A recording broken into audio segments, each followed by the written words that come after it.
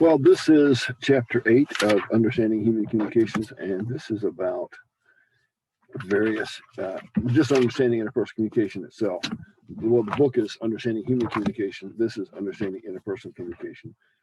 First, talk about some characteristics of interpersonal communication. What makes interpersonal communication interpersonal is the first question the book asks. And it's a good question because there are various ways that different interpersonal communication texts have put this. They have said there is impersonal communication versus interpersonal. Another way that's been put is quantitative versus qualitative, with impersonal being quantitative and interpersonal being qualitative. The distinction here is that we treat some people as unique individuals, and whatever it is that we say to each other, whatever the exchange might be, it would be different if it was someone else. That's unique.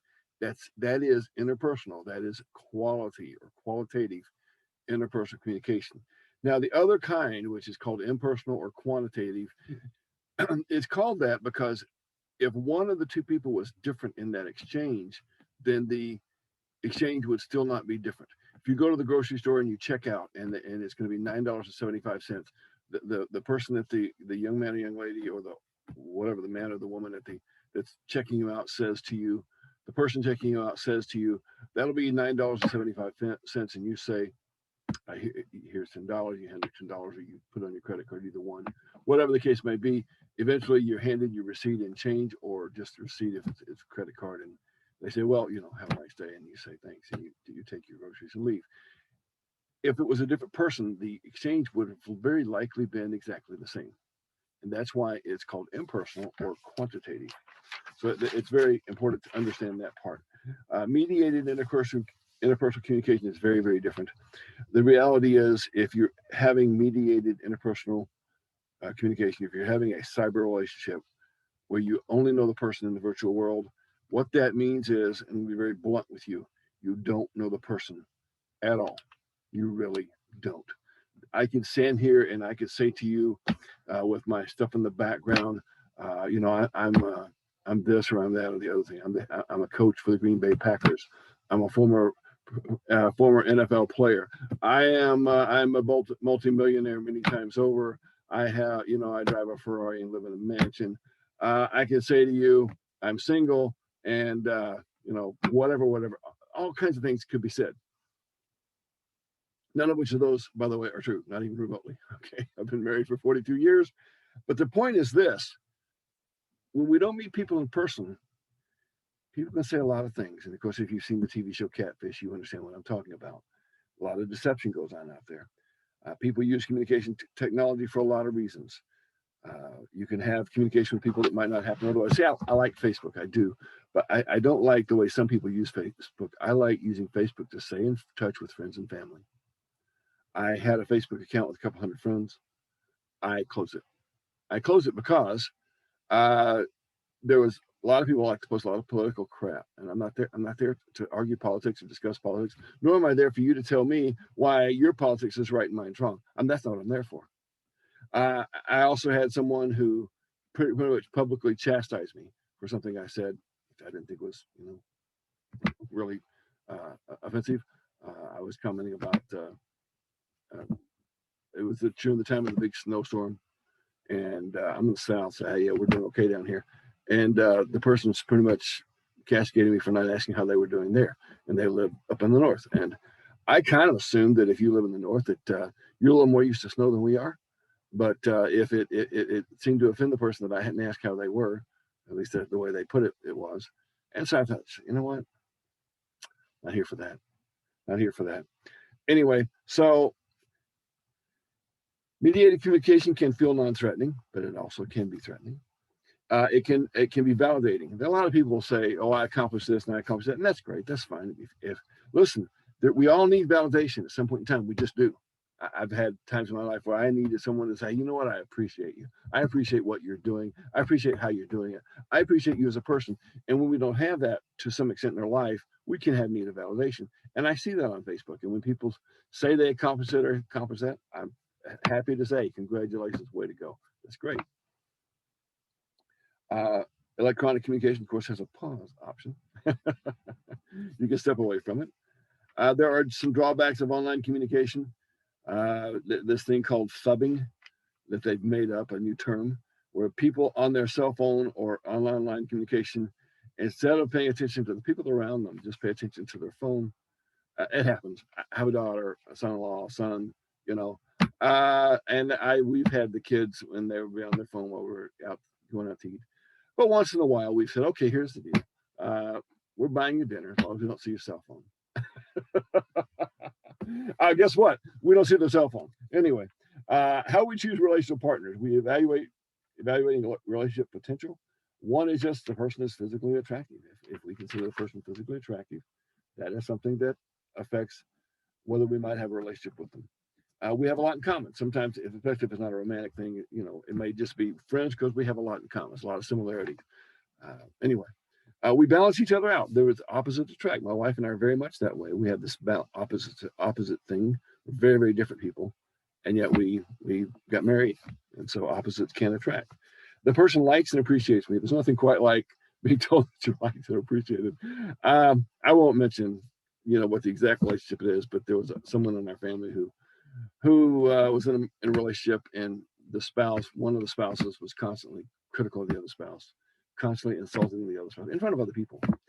And one of the spouses was at work, and this other person was like, "Oh wow, you like the neatest things at sliced bread." And so the one person started, you know, having a sort of a emotional relationship, just sort of talking a lot and keeping it away from that person was keeping that away from that person's spouse. And then it all came out. And of course, the relationship, the marriage blew up.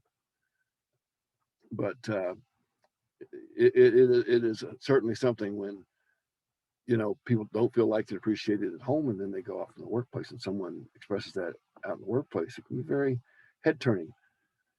I admire the person's abilities. Sometimes we just admire someone's abilities.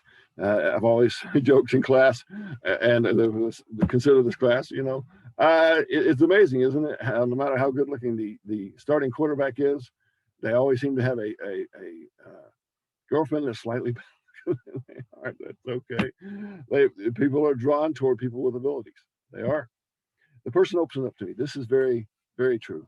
Sometimes we get to know each other and we form a relationship just because we sort of open up to each other and get to know each other. We see the person frequently. This happens. This is how workplace romances take place. If you think about the time you might spend at home with your spouse, boyfriend, girlfriend, husband, wife, might not be spouse, might be boyfriend, girlfriend, whoever it may be. The amount of time we spend at home together, maybe several hours in an evening, and the time where we're really talking and sort of interacting a lot might be, they said the average couple talks less than 30 minutes a day. So you take that sometimes 5 days during the week, and you've got a couple, 2.5, 3, maybe 4 hours that you've interacted. And then on the weekends, maybe a few hours each day, maybe 10 to 15 hours of interacting a day. And then we go off to work. And we're working very close with someone. So we're interacting with them all the time on a regular basis. We're interacting with them. They're part of what that we do. So we're interacting with this person 6, 7 hours a day. 6, 7 hours a day times 5. Pretty easy math. We might spend 30 to 35 hours with someone at work. And we might spend, in terms of really interacting a lot, 10 to 15 at home, maybe less. That can be problematic. The relationship is rewarding.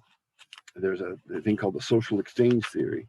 We often look for relationships with people, whether it's romantic or otherwise. We look for relationships with people who it's rewarding for us to be in a relationship with them. Relationship reality check. First impressions can be misleading, something we need to understand. Our priorities can change. Perfection can be a turnoff. Don't go down that road. Don't try to present to yourself to everyone as if you were perfect in some way. None of us are, and honestly, nobody's worried about it. We can't make everybody like us. I tried for a while. It's not all about communication, but it's a lot about communication. It's not all about communication, but it is a lot about communication. I believe that interpersonal communication should be a required course in every college in America. The accrediting committees that are out there, commissions, all these different groups that accredit schools, they are basically leaving everything the way it's been for 40, 50 years. 40, 50 years, 60 years, 70 years, 100 years. The same requirements. The the one, there are three things that affect your life for the next 30 to 40 years more than anything else. Now, if you are getting a degree and math is going to be a part of your future job, which I have a nephew who has a master's in math and he's just brilliant, and it's going to always be a part of his job, then you may use algebra 1, algebra 2 geometry. I have not had taken algebra 1, algebra 2 geometry since my junior year of high school, and I haven't used it either. My knowledge of history, it's fine to have. It's a good thing to have. My ability to, my knowledge of biology, we dissected a frog. I remember some of that, but used it, really? I'll tell you this, though. Your ability to effectively engage in interpersonal communication, and I've said this before in the introductory lecture, your ability to do public speaking, and your ability especially to deal with the impact of mass communication on your life is going to affect you for the next 30, 40, 50 years of your life. And it's not required.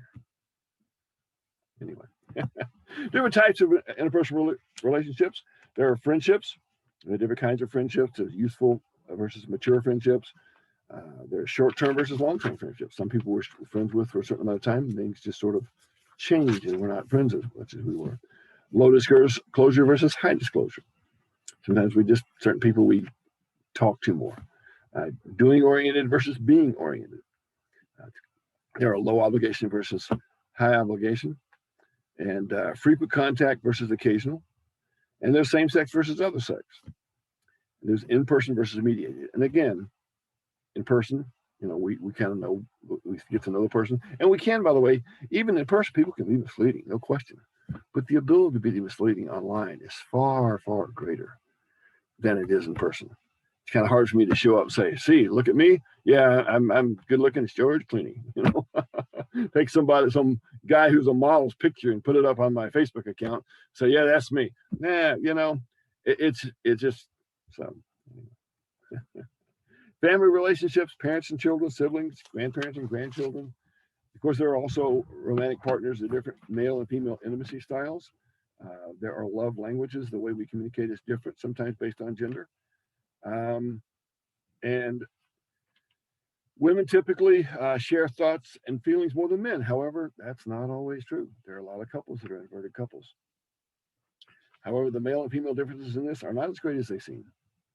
And that need for closeness is very similar. Talks about affirming words, different ways that we let someone know that we care about them. Affirming words, quality time that we spend, acts of service, helping somebody out. That's a gift. We're giving a gift to someone else of our time by helping them in some way. Actual gifts. Then, of course, it talks about physical touch, and it talks about everything from kissing and to whatever to sex. They've done some studies, by the way, of the power of human touch. The book right here talks about the fact that in one study, they actually asked couples to increase the number of times they kissed each other. 6 weeks later, the couple's stress levels were lower, their relational satisfaction was higher. Even their, and this is the part that boggles my mind, even their cholesterol levels had significantly, not small, had significantly improved. Really? Go kiss each. Oh, you have high cholesterol? Well, here's what this is Dr. Larry. You have high cholesterol? Well, here's what you need to do. Or bad cholesterol. Here's what you need to do. You need to kiss your boyfriend, girlfriend, husband, wife more. Well, the study indicates that that's true. Stages of a romantic relationship. There is the initiating. Hi, how you doing? Kind of get to know each other. Experimenting, you sort of get to know each other, ask people a little bit more personal questions. There's an intensifying stage in which you start to treat each other with more, expressing more, caring about each other, treating each other closer. Integrating, you sort of change your, everybody starts to know that you're in a relationship, you change your Facebook status or whatever it may be. As people around you start to see you together more and more, there's an integrating because people see you as a couple. Then you can do bonding. Let's make it official. Sometimes people move in together, sometimes they get married. Then there's differentiating. Go shopping? Nah, I'm going to just hang out here and get a few things done at home. That's not a bad thing. That's not a bad thing. That's actually, if you look at the book, that's actually in the relational maintenance area. If you are dating someone who never, ever, ever wants you to be alone, warning sign, ladies, men too, Never ever, not one moment of peace, quiet, let you alone at all, ever, unless you're at work. From the time you get home, they want to be with you all the time. That's a warning sign. You know, get away, escape. Then there's circumscribing. You say, well, you're going to create even more time apart, maybe taking separate vacations. That's rarely a good sign.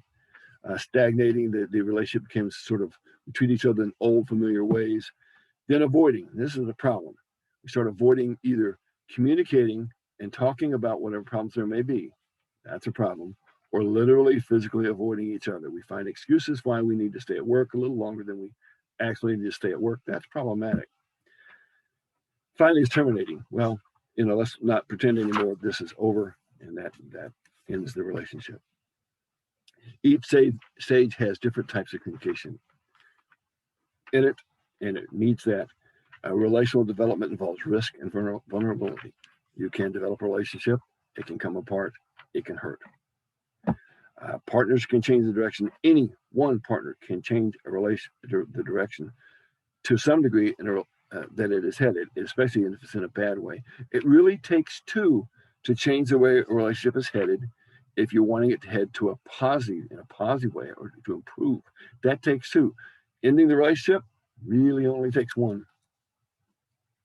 Anyway, going forward in the book, communication patterns and relationship patterns, there are content of the message, and there's the relation part of the message. And with how we say something, we can express affinity, we can express respect, we can express immediacy, we can express control. All of these things can be expressed just in how we say what we say, not just in what we say. Now, meta communication is communication about communication. Listen, I want to talk about this problem we're having in our communication.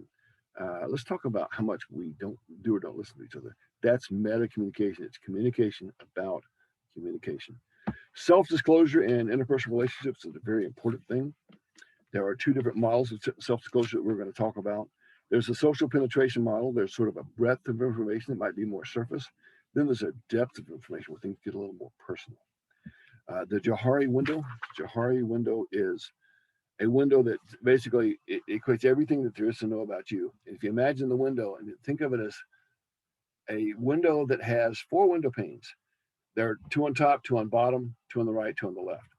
And what the book describes it, I'll turn this to you real quick. The book describes it, if you're looking at this, actually, you know what, I think this actually flips the picture, doesn't it? Well, it may not. Anyway, it describes it with everything that's known to you and known to others, up on the wrong side. That's the open area. Or known to you, known to others, that's the open area. There's the part that's unknown to you, unknown to others, and that's just unknown. We just don't know. Then there's the part that's known to others but not known to you. I like to use the thing about someone who doesn't know that they've lost their hair, so they're brushing their hair from here all the way across, right? It doesn't work. Anyway, but they're blind to it. They're blind to the fact that they have changed.